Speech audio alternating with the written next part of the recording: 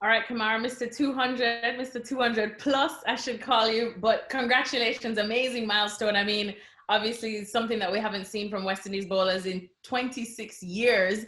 Wow. So, congrats again. You just said that, you do love milestones. You love collecting milestones and special things like FIFAs and whatnot. But surely this is over 200 wickets now for tests for you. So, is this your favorite moment of your career, would you say? Um, Thank you again for the commemorations. It'll be favorite for me if we win the series. I think winning the series is obviously pinnacle right now. We're a little bit behind on the eight ball, but I'm sure the guys have it in them to come back out of the pit and obviously fight. So yeah, it will be favorite for me if we win the series. But right now, it's up there with one of the best moments in my career. And I know, of course, before, the series even started, we did like a nice big write-up with you. We spoke about you. And after Southampton, I was so worried that we jinxed you. I was like, oh God, I was doing some Hail Marys, praying the rosary for you to get it. But you finally got there. After Southampton, did that play on your mind any at all? Or do you kind of just brush it aside and just, keep that tunnel vision? Yeah, it did play on my mind. I'll be lying if I say not. Some nights I was wondering what's going on, but it's all about staying focused, staying positive, come out there and keep putting in the hard work. That's the only way you can break that, what we call a jinx. So yeah, it was tough, but I've played cricket long enough to understand that those things happen. It's all about remaining positive, going out there, keep fighting every day, and we all know that the spell will be broken, and then you're back into your own. So yeah, good to be back close to where you want to be. And the moment you got it, what was the feeling like, if you could just put it into words? Was it, celebratory or more a little bit relief? A little bit of relief and obviously a little bit emotional as well. I know the journey I had has been very, very, very tough. To get that milestone is a relief off my back. It's all about let's see how much I can go now. 250, 300, probably 100 test matches. Let's see how much the body stays up and how long I can play some cricket for the West Indies, man. And somebody that we had to definitely reach for in the build up to this was Courtney Walsh. I spoke to him before, again, the series started, and had him, record a celebratory message because he was so sure that you were definitely going to get those 7 wickets. So said, so done. But one of the things that he told me that he admires about you, because the minute we said, could you do this for Kemar? He's like, of course, that's my boy. Yeah. He said that your work ethic is something that really should be praised, that, no matter what does come up against you, you're willing to take on criticism, you're willing to take on advice, and you're just willing to work at your craft. Where does that come from? Because I know with some of the setbacks that you have had, especially with injuries in your career, it must be hard to just not get down. Yeah, that's just me. I'm always willing to learn. I have some very good people around me, bowling wise, Collymore, Roddy, Estwick, my past games teacher, Mr. Peter Vaughan. Like I get a lot of advice from these guys every day, and they want to see me do well. So it'll be sin for me to not put the work in and obviously reward them with some performances. So it's just about me motivating myself. We all know it's hard, but at the end of the day, you get feelings like this, you get milestones like these. So it all works well in the end. So it's all about kids keep going. I just say it's pretty emotional for me right now, but I'm very proud of what I achieved today.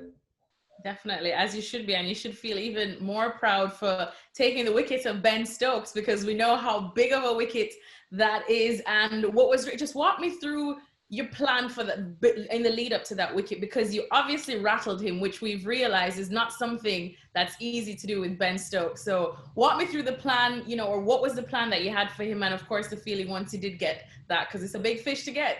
Yeah, obviously he's been playing well in the series. So I thought he was lining me up very well from a bowling perspective. So I just tried to change something different. I talked to some guys, I had to talk to Roddy Estwick, I had to talk to some other guys at home, and they tell me that I may have to change up a little bit towards him.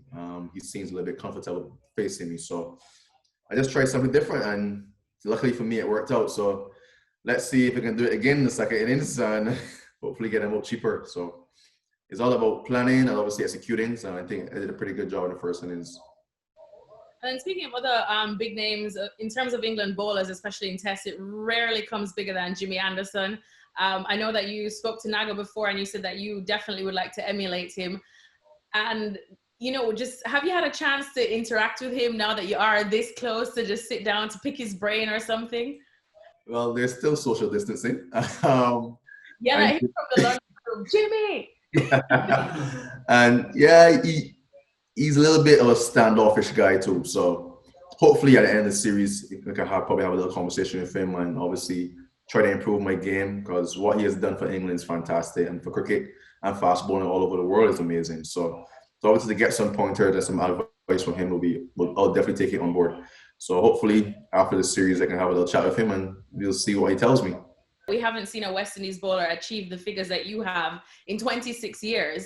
Immediate plan is, how do we preserve Kemar? How do we preserve him so he is bowling to Jimmy's age and even later possibly? You said, just in the press conference, maybe you're eyeing a milestone of 250, maybe even 300 Test wickets now. So nobody knows you like you. What do you feel is key so that we can preserve this Kemar Roach to continue? Keep me around, obviously. That's number one. And then obviously workload management is going to be important. I'm 32 now, so obviously I'm not 21 anymore. So the body isn't the same, but I think I'm still in good shape, obviously, to carry on for a couple more years. So it's all about workload management, and just work smart. That's probably the best way to put it. So obviously I know my game a little bit better now. So it's all about staying on the park. That's the most important thing. Fitness is very important, and management on the body is important. So that's a goal going forward. I mean, like I said, 26 years, so we definitely want to see more Kemar Roaches as well. Now that we see that the West Indies bowling attack is such a strength, what would you, say or like to see from some of the youngsters that you see coming up that can hopefully, get to 200 Test wickets or just 200 wickets overall, and it's not another 26 years before we see this again? Yeah, I think some guys are here that I think have a very good future for West Indies. As you said, the basket is not empty. There's some guys in there that we can still work with and obviously groom and get them to the level that the guys right now are at, are even better.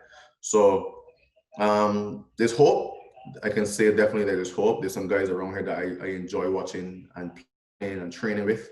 So I'm just looking forward to when my day comes that I leave the park, that these guys can come and take up the mantle and obviously run the fit and obviously do well for the West Indies like the guys before us and the guys here are doing. So that's important. It's just about, all my advice to them is just about working hard, listen to advice, not take everything on board, but know what works for you and just keep putting in that work. That's the only way to go forward. And finally, of course, we know that the boys have been battling. We know that your bodies are sore and definitely tired, but there's still very much a battle to be had. Obviously, England probably a little bit in the driving seat after today. Just what is your feeling for what you guys just need to do for the rest of these series, weather permitting, if we do continue to get full days of cricket? Yeah, just fight, man.